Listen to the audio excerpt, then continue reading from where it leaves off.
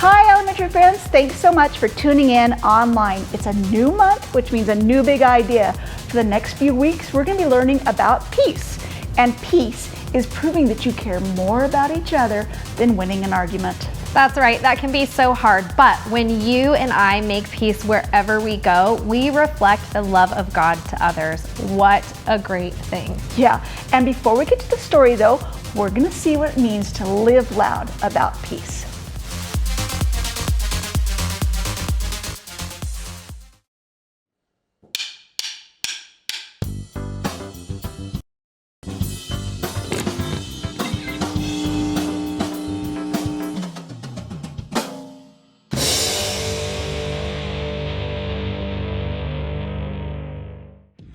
What do you practice? You might practice piano, or you could practice a soccer skill.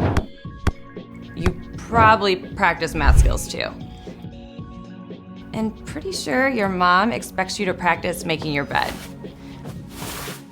But there's something else that takes practice. Peace. I'm not talking about peace out, or even peace and quiet. See, peace is about way more than not fighting. Peace never means just ignoring the problem. True peace means doing everything you can to make peace. If you're in a fight with your brother, you can remember that being kind is way more important than winning the argument. If you run into someone on the playground and they shout at you, you can apologize rather than yelling back.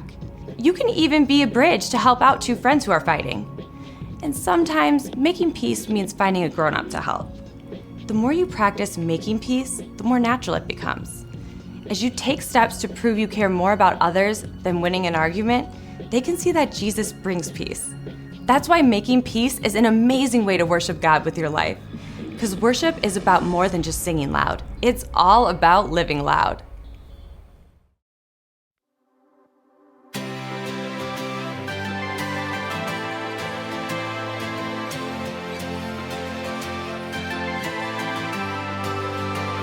Today I'm thankful for the hope that you gave me, for the cross when you saved me. You're the friend I call my own. Now I know I'm not alone. So thankful for your love on display, and it will never go away. You're the reason for my song. Now I know we all belong. You showed me what peace is all about. It's my turn to go and live it out. Jesus, you're the way without a doubt. I'm gonna love the way you first loved me. I'm gonna praise the one who set me free. We gotta show forgiveness that we need, like I know you did for me. I believe Jesus is peace.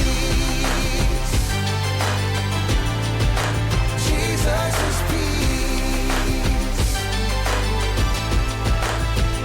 Today I'm thankful for the hope that you gave me, for the cross when you saved me. You're the friend I call my own. Now I know I'm not alone. So thankful for your love on display, and it will never go away. You're the reason for my song. Now I know we all belong. You showed me what peace is all about. It's my turn to go and live it out. Jesus, you're the way without a doubt. I'm gonna love the way you first loved me. I'm gonna praise the one who set me free. We gotta show forgiveness that we need, like I know you did for me. I believe Jesus is peace. Jesus is peace.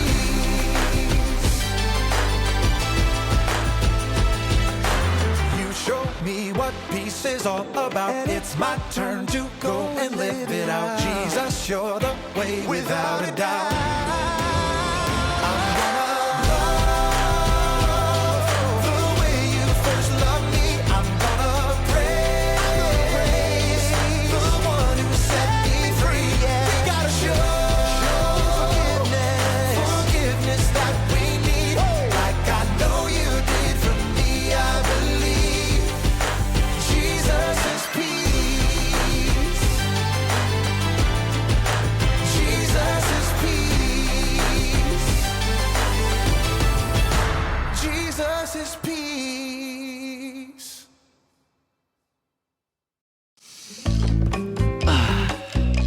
everybody. Welcome to the Story Lab. This week we're talking about peace and the best way to give it a chance.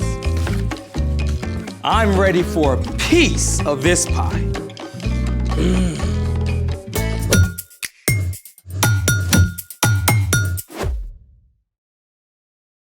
Hey, I'm Carter. And I'm Zeke. We're talking about peace, which is proving you care more about each other than winning an argument. And you can also show you care about your friends by ordering pizza.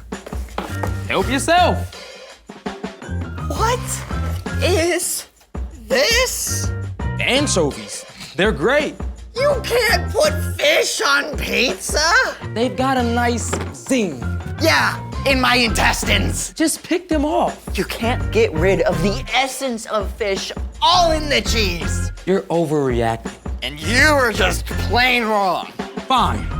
Let's have this out. Whoa, what are you suggesting? Let's do battle. Like, you and me? What? No, I'm not fighting you. Our bots are going to battle. You say that like we have bots. We will, after we build them. What? Build a bot! I love it! Let's make it! So, where do we start with our better battle bot build? Start by getting your grown-up to help. Step 1.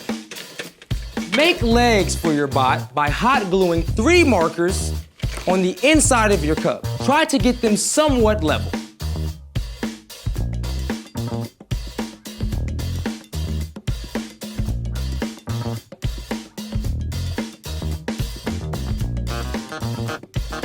And done. Snazzy. Step 2.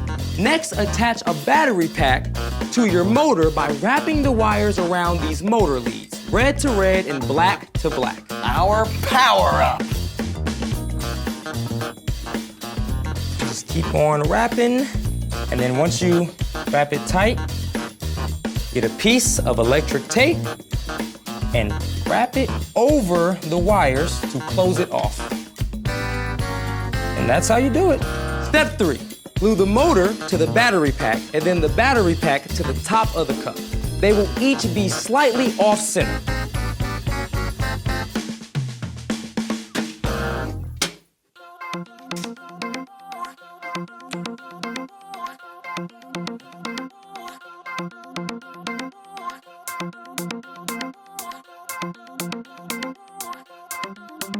Step 4 is the tricky part.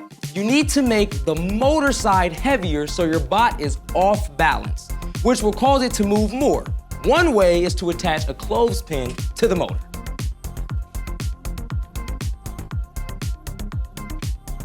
Are we ready? You're forgetting the most important part. Personality. Botanality.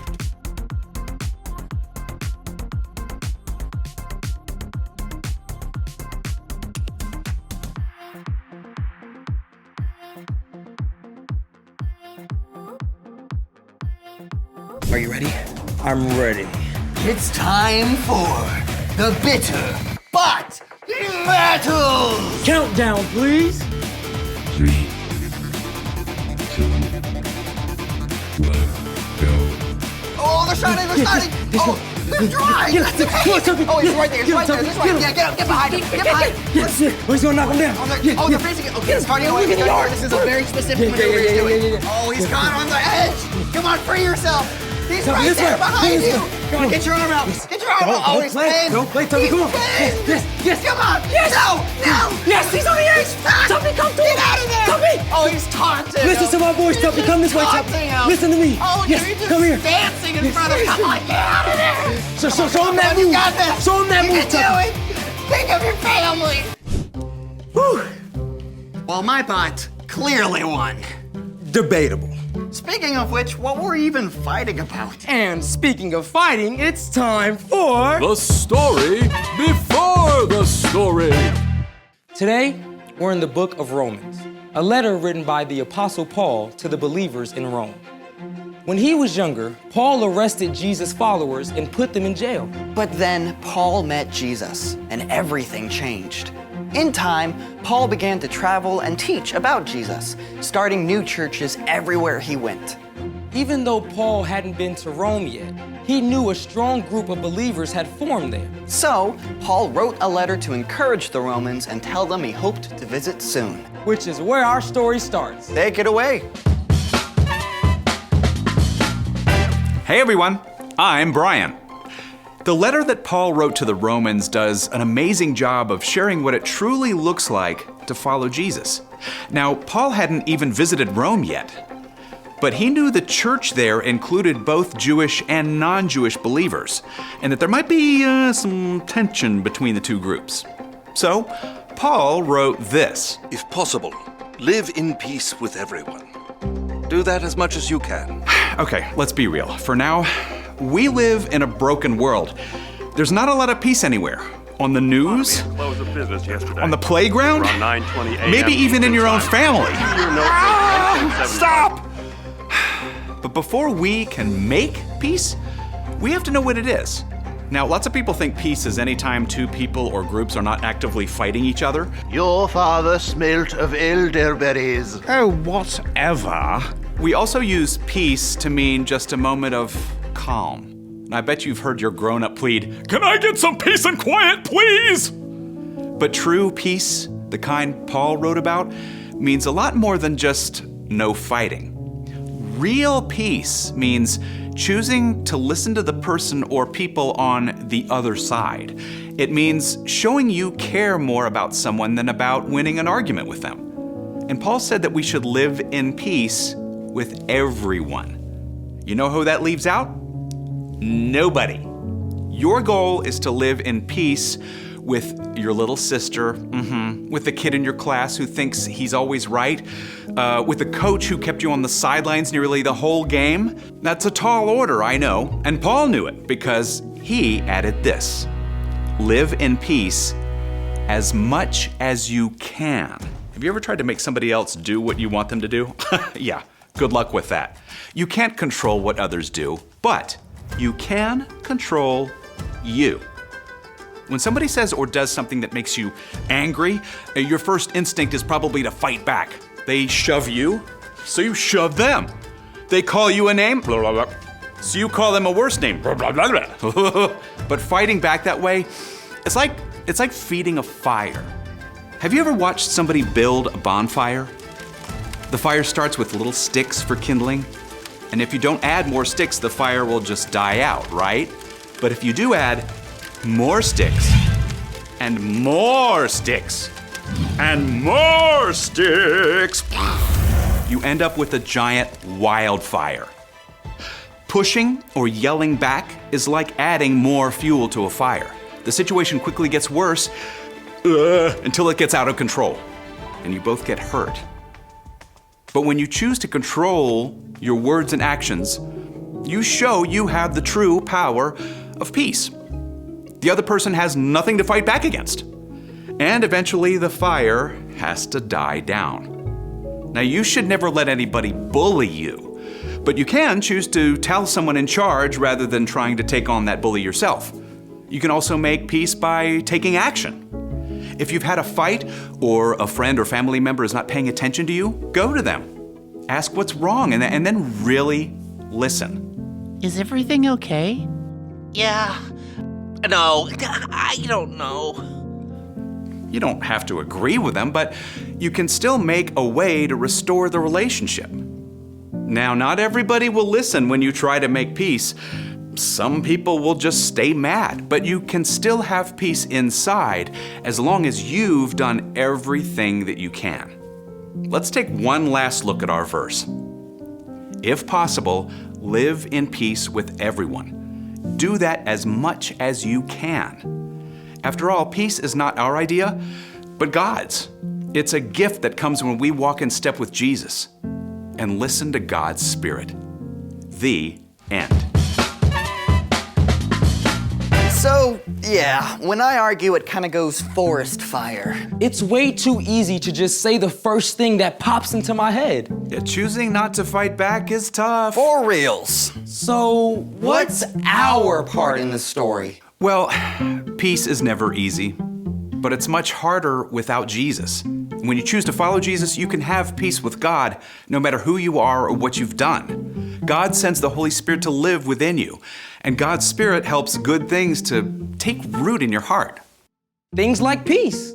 Exactly. But making peace is still hard. Peace is a choice you have to make each day. Like if your little sister is sure it's her turn to pick the movie when you know it's yours. It's no big deal. Stop before it turns into a shouting match. Let her choose. Or ask your mom to decide. Or if one of your friends is making you mad, don't react right away. Take a deep breath. Then choose to really listen before you do any talking. I think you got it. Peace. See you next time. So, here's the thing. Make peace whenever you can. You know what? I don't think we should call these battle bots. Oh, I think we should call them bro bots. that's terrible. Or maybe awesome. Thanks for joining us in the Story Lab. See you next time. See you next time. Ready for a rematch? Yeah. I think we deserve it. Let's do it. Okay. Ready? 3, 2, 1. Battle! Come on. Wait a minute. No. Okay, that's fine. Come on, get him. Come on, Frederick Stein, you got this. Get right behind him. You're so close. Tuppy. Now they're just hugging. Get him, Tuppy. All right, friends, we are so glad you joined us here today online. We'll see you right back here next week for more fun.